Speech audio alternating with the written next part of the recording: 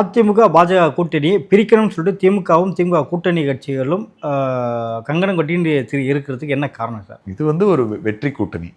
நிச்சயமாக பாஜகவும் சரி, இன்றைக்கு அதிமுகவும் சரி, இன்னும் வர இருக்கிற பல்வேறு கட்சிகளும் சரி, இன்றைக்கு ஓரணியில் இணைகின்ற பொழுது திமுகவினுடைய தோல்வி உறுதி செய்யப்பட்டுவிடும். அந்த கூட்டணியை உடைக்க வேண்டும் என்பதற்காகத்தான் அவர்கள் தலைகளுதாக இன்றைக்கு குட்டிக்கரணம் அடிக்கிற வரைக்கும் என்னென்ன முயற்சிகள் இருக்கிறதோ அதை அத்தனையும் இன்னைக்கு செய்து பார்க்கிறார்கள்.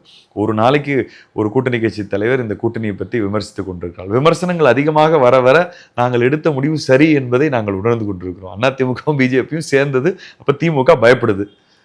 இன்னைக்கு அன்வர் ராஜா கூட சொல்லியிருப்பாரு, அதிமுக ஆட்சி அமைத்து விட்டால் பிஜேபி அந்த ஆட்சியை மாற்றி பிஜேபி ஆட்சியாக மாற்றுவாங்க அப்படிங்கிற. அப்போ அவங்களுக்கு போகும்போதே அவங்களுக்கு ஆட்சி வரப்போகுதுங்கிறத அவங்களுக்கு மனதளவில் அவங்க ஏற்றுக்கிட்டாங்க.